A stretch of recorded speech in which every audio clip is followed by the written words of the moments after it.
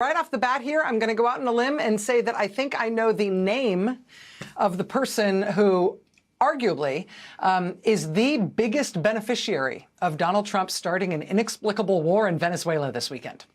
And again, I do think it's arguable, but there is a good case to be made, I believe, that the single biggest winner in this whole situation is a person named Karen Bud Phelan. And the reason you can tell she is the biggest beneficiary of the Venezuela invasion is because no one within the sound of my voice right now has any idea who that is. Karen Bud Phelan. Who? Have you ever heard this name before? Has anybody ever heard of this person? No? No, nobody knows who this person is. Karen Bud Phelan is the #3 official in the Interior Department under Donald Trump. She also served in the same department during Trump's first term. Karen Bud Phelan's family has a ranch in Nevada, and there's a company that wanted to build a huge mine, a huge lithium mine in that part of Nevada. And lithium mines, among all their other many splendid things, they do take a ton of water. So during Trump's first term, while Karen Bud Phelan was working at the Department of the Interior, Karen Bud Phelan's husband sold the water rights from their ranch in Nevada to the mining company that was going to build this big mine. They said, we're going to pay you $3.5 million for the water from your ranch. The only catch, the only contingency is that the full deal only goes ahead if our mine gets approved by the Interior Department.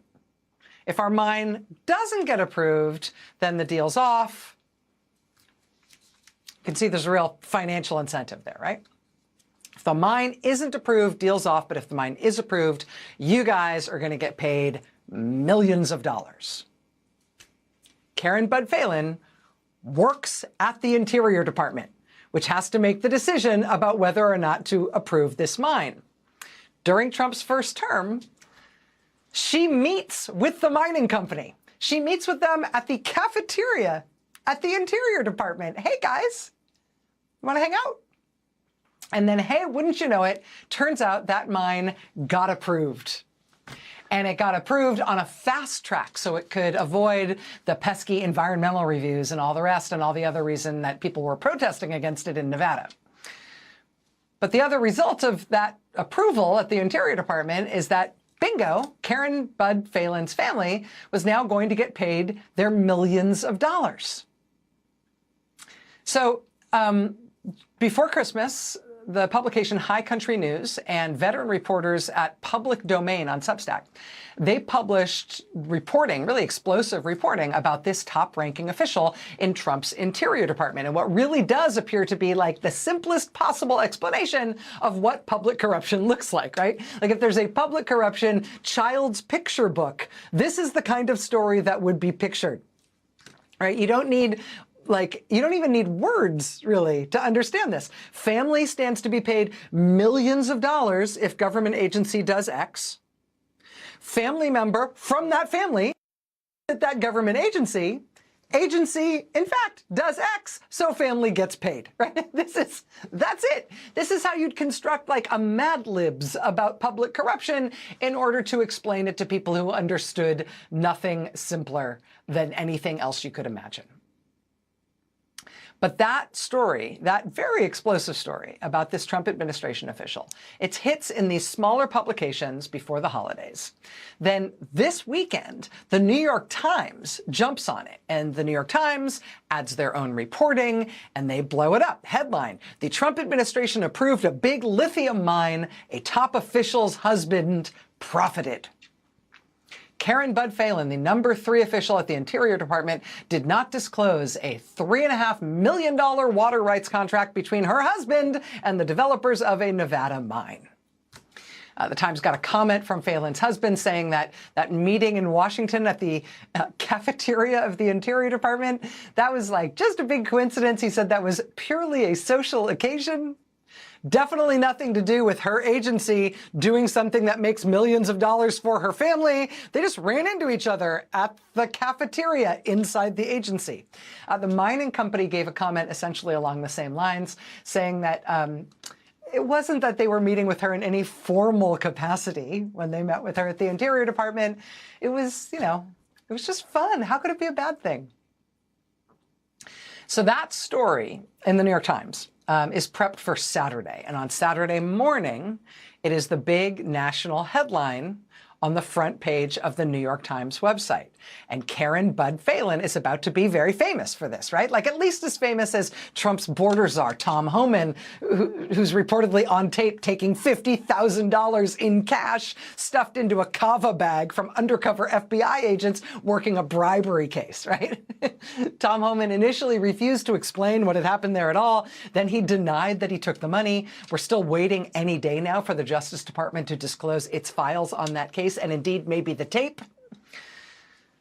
Senate Democrats have asked why that case against Tom Homan was closed mysteriously once Trump became president. We are awaiting DOJ disclosures on that any moment. But, if Tom Homan can be very famous, if Tom Homan's kava bag can be famous for something like that, Karen Bud Phelan was about to be famous for this. So if you had to name someone who benefited the most from the insane breaking news this weekend that the United States military just invaded Venezuela and took its president, I think Karen Bud Phelan at Trump's Interior Department might be a good nominee. She was otherwise poised to be very famous, but whoop, that story was absolutely submarined for all the obvious reasons. And admit it, you've already forgotten what her name is. I just said it like 20 times, and you already couldn't say it back to me if I asked you. But Karen Bud Phelan, that Trump Interior Department official, is not the only contender in the cui bono sweepstakes here.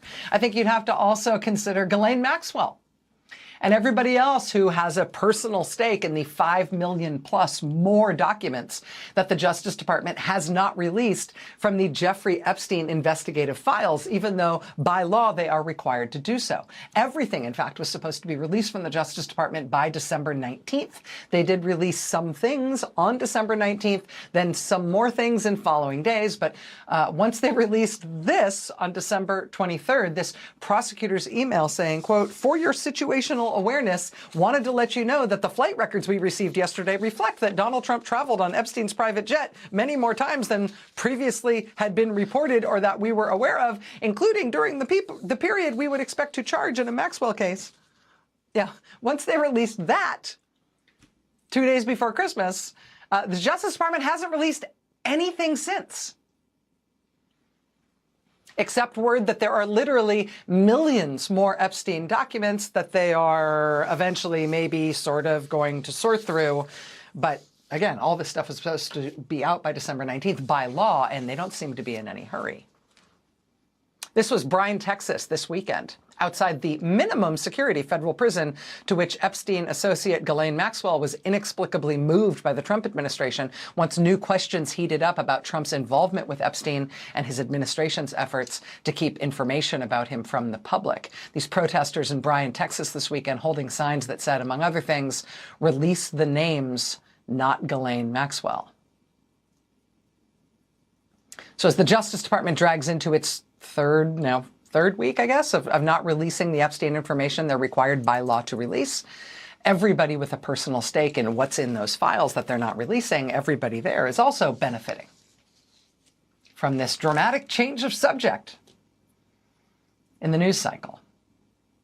And frankly, I got to tell you, hepatitis benefits as well from this change of subject. Hepatitis and rotavirus and the flu, while we're having the worst and deadliest flu season in recent memory, the crackpot Health and Human Services Department under Donald Trump today just announced that they are gutting the vaccine schedule for American kids. And they are explicitly doing so not on the basis of any data, but on what they essentially described as vibes about vaccines. They have not been able to produce any data that backs up their conspiracy theories and fantasies about why vaccines are bad, but they nevertheless are removing them from the childhood vaccination schedule anyway, citing things like trust.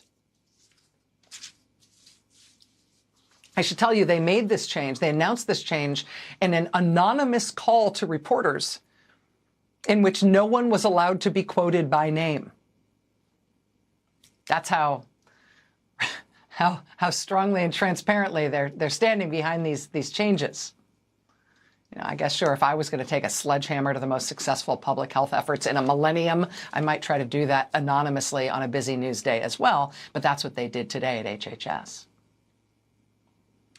And, you know, this week, looking ahead, this week, Wednesday, that marks 1 year since the start of the deadly, horrific Southern California firestorm, to which a newly inaugurated president, Donald J. Trump, responded by inexplicably dumping out over 1 billion gallons of water from California reservoirs into flooded fields that did not need it and that weren't prepared for it. He said that was his solution to the fires that had just devastated LA. He wasted enough water to supply 7,000 households for a year.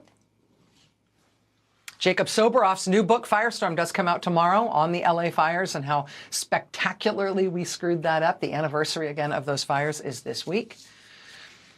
And, of course, tomorrow is January 6th. Tomorrow is 5 years since the Donald Trump supporting mob attacked the United States Congress to try to keep him in power by force. This is an anniversary that the Trump administration probably did not relish the arrival of. Trump, his first day in office, pardoned all of the rioters, including those who assaulted and tried to kill police officers. Many of those people Trump pardoned have since been rearrested on charges ranging from child rape to vehicular manslaughter to threatening to kill Democratic politicians. By law, there's supposed to be, right now, displayed at the Capitol, a plaque that honors police officers who physically fought that day to defend the United States Congress from the mob attack, to thereby physically defend our democracy and our election. But that plaque is not up in Congress. House Republicans have refused to put it up. As the AP reports today, quote, approaching the 5th anniversary of the January 6, 2021 attack on the Capitol, the official plaque honoring police who defended democracy that day is nowhere to be found. It's not on display at the Capitol, as is required by law. Its whereabouts are not publicly known, though it is believed to be in storage. Yeah, I'm sure the Trump administration would much rather talk about inexplicably invading Venezuela than the anniversary, the 5-year anniversary since Trump sicked that mob on Congress to try to physically force an overthrow of America's election results so he could stay in power despite having been thrown out by the people.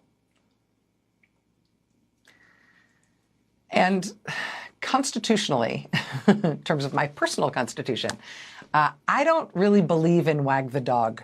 I don't believe in most conspiracies just because I think most people aren't that together to be that well organized, to get the dog organized well enough that they can use the tail to wag it.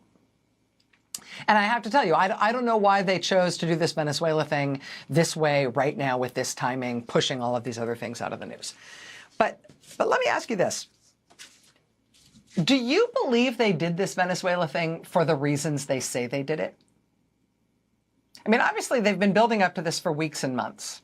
And they've given us a lot of different explanations for what they were doing, getting ready for this in Venezuela with that troop buildup and everything and blowing up all those boats and everything, right? At first they said it was about drugs. Specifically, they said it was about fentanyl. That was their initial explanation. Even they now acknowledge, though, that fentanyl doesn't actually come from Venezuela. Then they tweaked that pretext to say, okay, it is about drugs, but it's not fentanyl. Okay, maybe that was wrong. It's about cocaine. Yeah, because if one thinks about crusading against cocaine, one definitely thinks about the Trump family. Am I right? But that was an awkward pretext, too, because even though some cocaine does come through Venezuela, experts say that cocaine is generally bound for Europe, not for the United States. So that's kind of a weird thing for us to be all fired up about them in particular. That pretext was then completely blown up anyway when Trump gave a pardon to the former president of Honduras, who really was convicted of trafficking more than 400 tons of cocaine, not to Europe, but to the United States. If Trump supposedly cares so much about a foreign leader being responsible for trafficking cocaine into the United States, why did Trump pardon a foreign leader literally convicted of smuggling hundreds of tons of cocaine into the United States? Why did he do that? If he cares about this, right? Well, he said at the time that he did it, quote, Because if somebody sells drugs in that country, that doesn't mean you arrest the president. That's what he said about pardoning the guy from Honduras. So the idea that Trump needed to arrest the guy in Venezuela for that same alleged crime, he pardoned the president of Honduras for that, but he needed to go invade Venezuela to get the president there for that same thing? How do you make sense of that? Maybe the only way to make sense of that is to acknowledge rationally that that is maybe not the real motivation at work for what we just did in Venezuela, right? So what is the real motivation at work? I mean, they've tried a few different explanations when those kind of slid off the slippery slope, right? After they invaded and abducted Maduro this weekend, Trump told reporters that Maduro was a dictator, which is true, but that is not exactly a mark against someone from Donald Trump's perspective. He loves dictators. Remember when he told Fox News he wants his people to pay attention to him the way they pay attention to Kim Jong-un in North Korea? Right? I mean, Trump said the thing he likes the most about Xi Jinping in China is that he's seized power for life. Trump rolled out a literal red carpet for Vladimir Putin in Alaska and then kind of danced on it with excitement while he was waiting for him to get there. Yeah, Maduro being a dictator is the problem? They're also now saying that Maduro wasn't the legitimately elected president of Venezuela. And yes, fair enough. But is that really why we invaded? Because again, see Putin and frankly, see Trump January 6th, 5 years ago tomorrow. But also, if Trump's supposed reason for invading Venezuela and abducting, seizing Nicolas Maduro is that the last election in that country didn't legitimately elect Maduro to be president, well, the other person who stood with Maduro in that election was his vice president, and now Trump is recognizing her as the legitimate leader of Venezuela. So make that make sense, right? I mean, because of the illegitimacy of that last election, we invaded that country so that now we can recognize the vice president who was elected in that same illegitimate election? That doesn't make sense either. What's the actual reason that we did it? I mean, Marco Rubio says it wasn't an invasion at all. It wasn't an act of war. It wasn't even a military operation. He said it was just sort of an unusually large arrest. We just needed 15,000 troops and more than 100 aircraft and Delta Force there to protect the law enforcement officers who were carrying out the arrest. But it was just an arrest. And sure, why not arrest his wife too, right? Doesn't everybody always get arrested with their family members? And what kind of law enforcement operation, just serving an arrest warrant, as Marco Rubio would have us believe, what kind of law enforcement operation serving an arrest warrant like that ends with the arresting force saying, okay, now we run your country and also we are taking all your oil? What part of law enforcement process is it to say, now we have arrested you and so we will be running your country?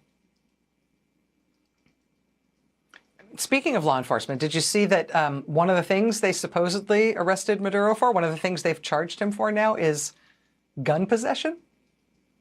You think that's the real reason we just invaded Venezuela? Because gun possession arrests and prosecutions are a really big priority for the Trump administration? Really? And yes, Trump does bluntly say we're there for the oil. We're there to take the oil. Are we? Reuters had some really interesting reporting about that today, and I think this is going to turn out to be important here. Here's the headline from Reuters today. Quote, Trump administration has not consulted U.S. oil majors about Venezuela, oil execs say. Quote, the Trump administration did not consult with oil companies ExxonMobil, ConocoPhillips, or Chevron Corporation about Venezuela before or after U.S. forces captured the South American country's president, Nicolas Maduro, according to 4 oil industry executives familiar with the matter. That contradicts President Donald Trump's assertion aboard Air Force One on Sunday that he had spoken to all of the U.S. oil companies before and after Maduro's capture about his plans for investing in the country. 3 sources said the companies had no prior knowledge about the U.S. operation to seize Maduro and had held no conversations with the Trump administration about investing there as of Sunday.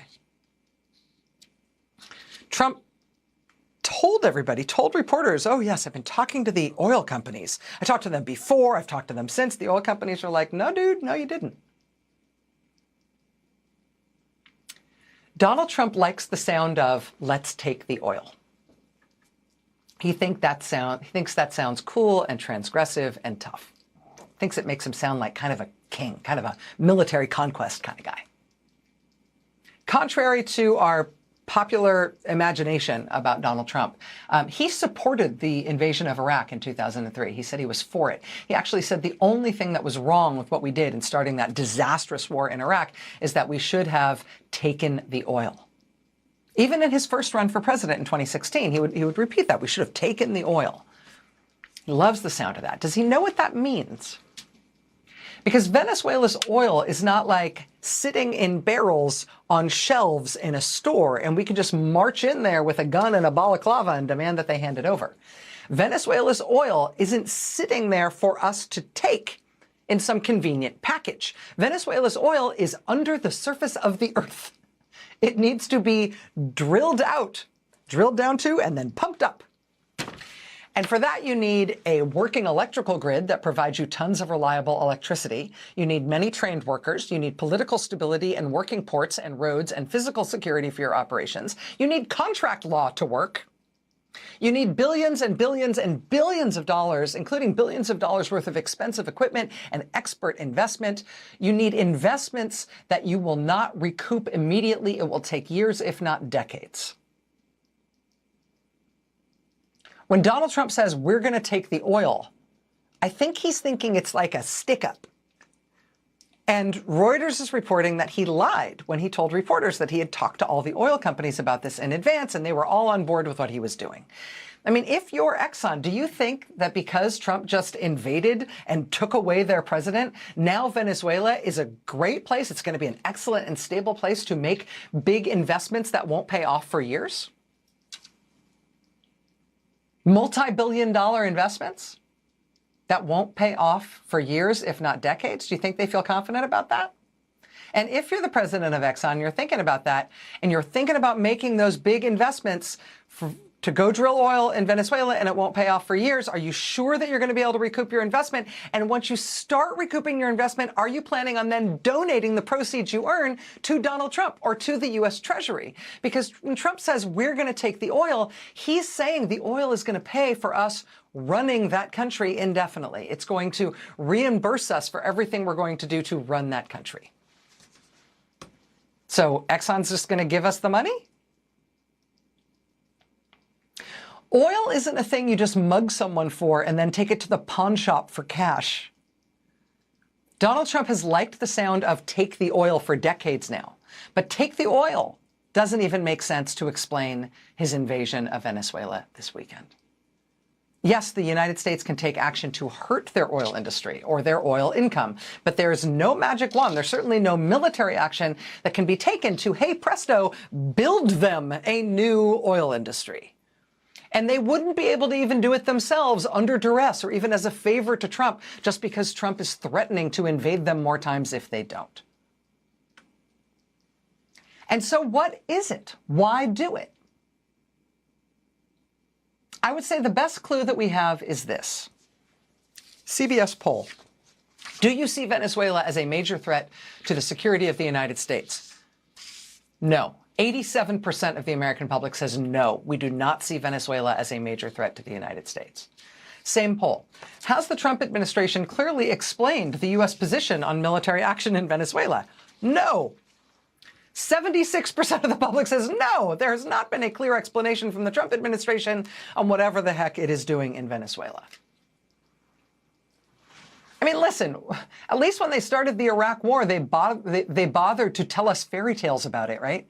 To concertedly, strategically, energetically, in a sustained way, tell us big porky pie lies about supposed weapons in Iraq and how dangerous Saddam Hussein was to America.